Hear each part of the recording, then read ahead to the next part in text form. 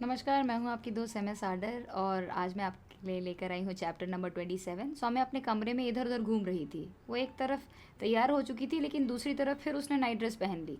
सौम्या ने मन ही मन कहा, जाऊँ या ना जाऊँ? ये मेजर हिमांग से मिलना तो है, लेकिन और प्रत्युष वो भी तो मेरे दोस्त हैं, लेकिन हिमांग, यार ये कब मेरा दिल समझ पाएगा कि वो मुझे पसंद नहीं करता, सिर्फ मेरे साथ टाइम पास कर रहा है। तभी किसी ने दरवाज़ा खटखटाया। सौम्या ने कहा, कौन? कैथरीन ने दरवाजे के बाहर से कहा, डॉक्टर सौम्या, क्या आप तैयार हो गई? अगर हाँ तो क्या फिर रेवन की बर्थडे पार्टी में चलें? सौम्या ने कहा, हाँ कैथरीन, एक मिनट। सौम्या ने दरवाज़ा खोला। कैथरीन पूरी तरह से तैयार होकर खड़ी थी। सौम्या ने कहा, कैथरीन, हम दोस्त हैं, तुम मुझे आप नहीं तुम कहकर बुलाया करो यार। कैथरीन ने कहा, ओके, क्या तुम ठीक हो? तुम्हारा चेहरा थोड़ा सा उतरा हुआ लग रहा है। सौम्या ने कहा, मैं वो ठीक हूँ, बस थोड़ा सा सोच रही थी। कैथरीन ने कहा, तुम क्या सोच रही हो? आज रेवन की बर्थडे पार्टी है, और क्या तुम मेजर हिमांग से मिलने का मौका गंवाना चाहती हो? सौम्या ने कहा, कैथरीन, तुम जानती हो कि मैं मेजर हिमांग को लेकर थोड़ी सी कंफ्यूज हूँ। कैथरीन ने कहा, हाँ मैं जानती हूँ, लेकिन तुम्हें अपनी ज़िंदगी पर फोकस करना चाहिए। रेवन एक अच्छा इंसान है, उसने बड़े प्यार से हमें अपने बर्थडे पार्टी में बुलाया है, इसलिए हमें जाना चाहिए, और फालतू की बातों के बारे में मत सोचो। सौम्या ने कहा, मैं जानती हूँ, लेकिन कैथरीन ने कहा, कोई लेकिन वेकिन नहीं, चलो तैयार हो जाओ, हमें देर हो रही है। सौम्या हिचकिचाते हुए तैयार होने लगी। सौम्या ने मन ही मन कहा, ठीक है, मैं जाऊंगी, शायद वहाँ थोड़ी देर की खुशी मिल जाए। दोनों तैयार होकर पार्टी के लिए निकल गई। मूनलाइट रेस्टोरेंट में पार्टी में सब लोग मस्ती कर रहे थे। सौम्या और कैथरीन भी बाकी लोगों के साथ बातचीत करने में लगे हुए थे। रेवन ने कहा, doctor Saumya, sister Catherine, thank God आप लोग आ गए।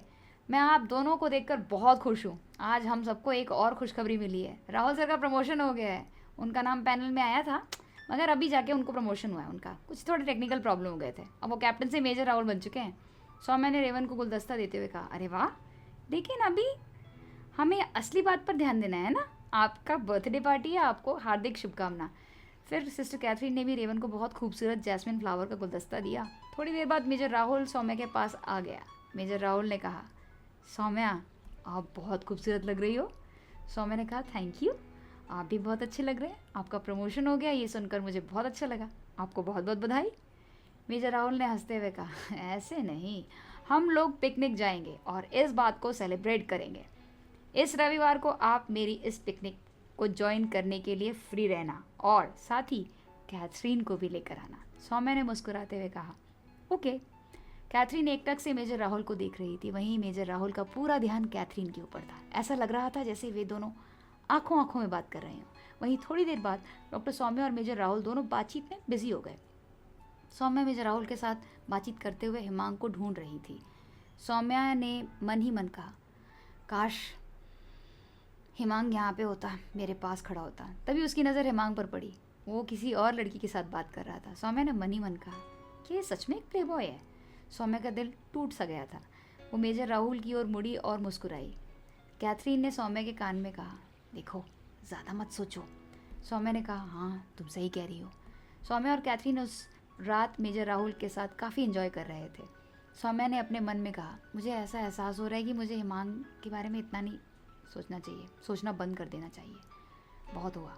रेवन की बर्थडे पार्टी जोरों पर थी। लोग नाच रहे थे, गा रहे थे, खाना भी जमकर खा रहे थे। लेकिन तभी अचानक हिमांग आया और सौम्या का हाथ पकड़कर उसे एक अंधेरे कोने में ले गया।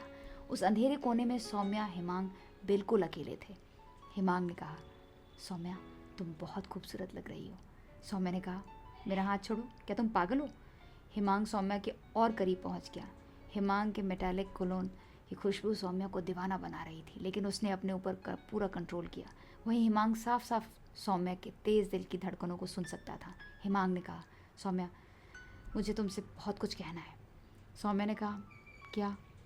हिमांग ने सौम्या को अपनी बाहों में भर लिया। हिमांग ने कहा, सौम्या, मैं तुमसे बहुत प्यार करता हूँ, बहुत ज़्यादा। सौम्या हैरान रह गई। वो कुछ बोलने की कोशिश कर ही रही थी, लेकिन हिमांग ने उसके सॉफ्ट होठों पर अपने रूखे होठ रख दिए।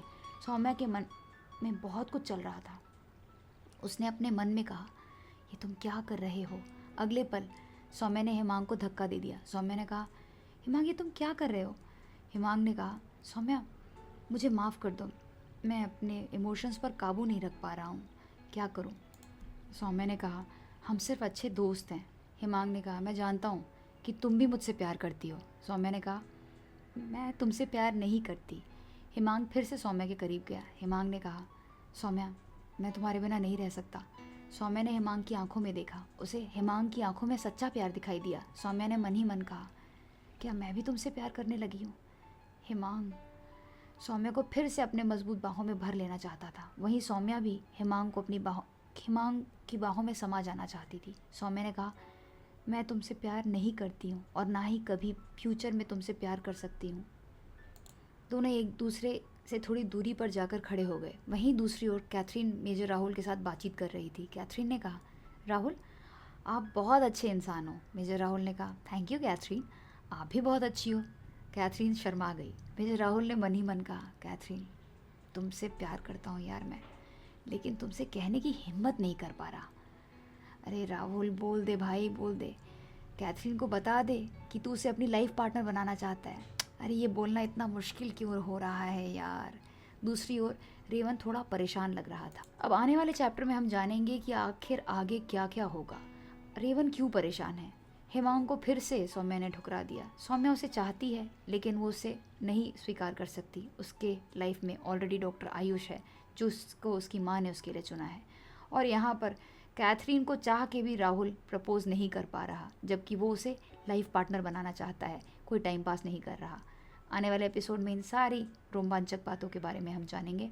इसी के साथ इस रोमांटिक नॉवल का ये वाला चैप्टर यहीं पे कंप्लीट होता है। मिलते हैं बहुत जल्द, जिसमें मैं आप सबको अगले चैप्टर की कहानी सुनाऊंगी। दोस्तों, आपको ये वीडियो अगर थोड़ी सी पसंद आई हो तो वीडियो को लाइक कर दीजिए, और चैनल को सब्सक्राइब नहीं किया है तो चैनल को सब्सक्राइब कर लीजिए।